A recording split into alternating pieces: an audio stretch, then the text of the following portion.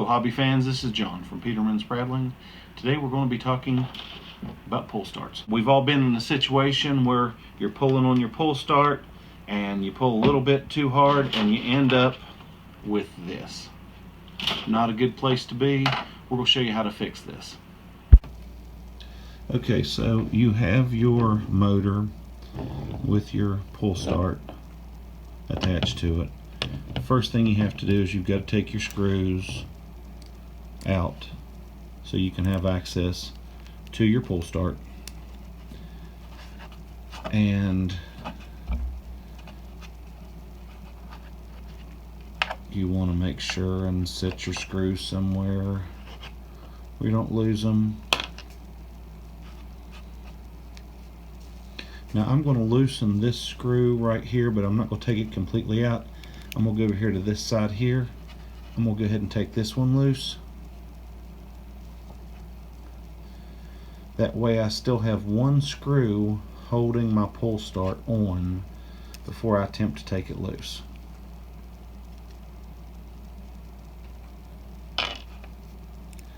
Now, I don't know if you can see in the video or not, I actually have tape over this pull start. This one I just put together for this video, and I actually taped it so it would not spring loose.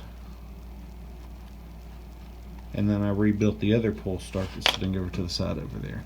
Okay, so I've got all three of those out, and we'll pull this last screw right here. And I'm still going to keep pressure on the pull start, kind of hold it into place. And this is the point where normally, if it's going to spring loose, it's going to spring loose. I'm actually going to hold it and pinch it just like this here.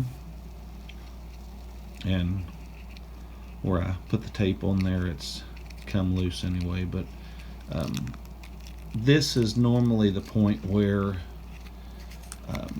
when you change a pull start, this is where your spring's going to bust loose and it's going to be completely out. That's why I recommend taking like Scotch tape and wrapping around it. And same case for your new pull start. You know, when you've got it sitting on your table, you know, hey, tape it, keep it in place. I'm going to go ahead and show you the way I'm holding it, and then as you go to put it back on, I'm going to keep my fingers on the back of it, and as I push down, I'm going to hold that pressure on there until I get my first screw started.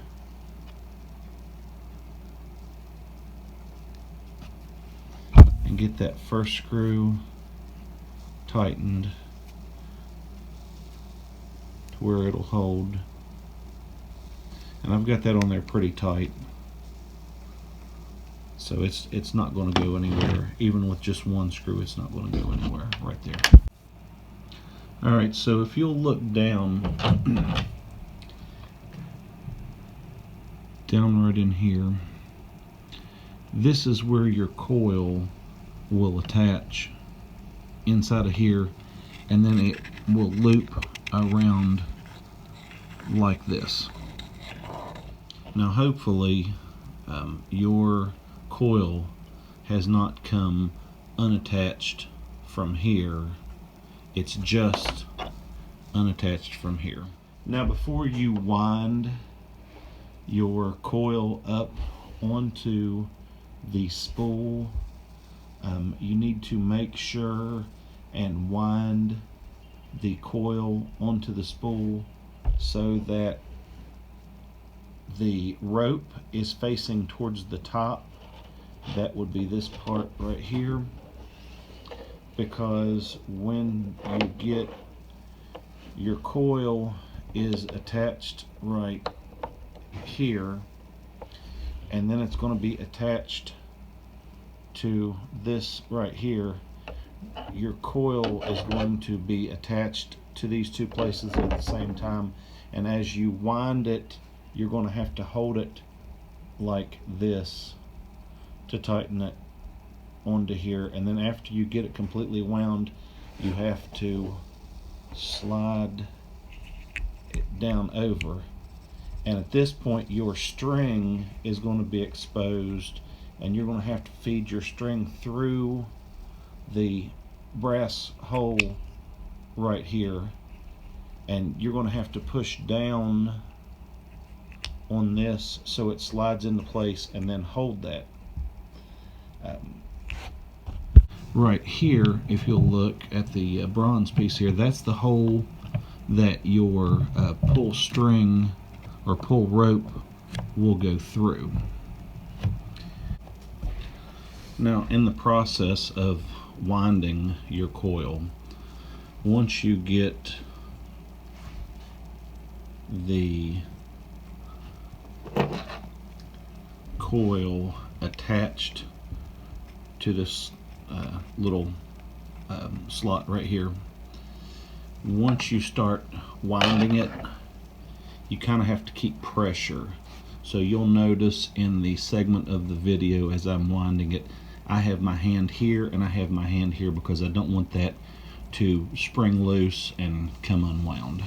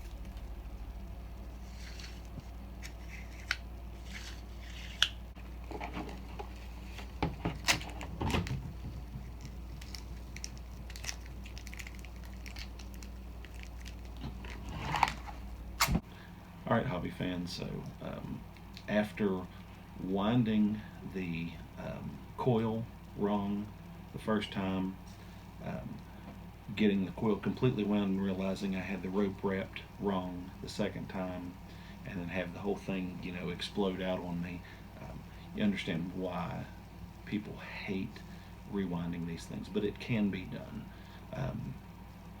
If this is a new pull start that you have, it's probably going to be a lot easier than this one here, because this one's probably about 20 years old. But if I can rewind a 20-year-old pull start and get it to actually work, hey, you can do it too. We're here if you've got any questions. You can send us a Facebook message, or you can go to pnshobbies.com, our contact page. If you want to send us a message through the email, you can do that through the contact page.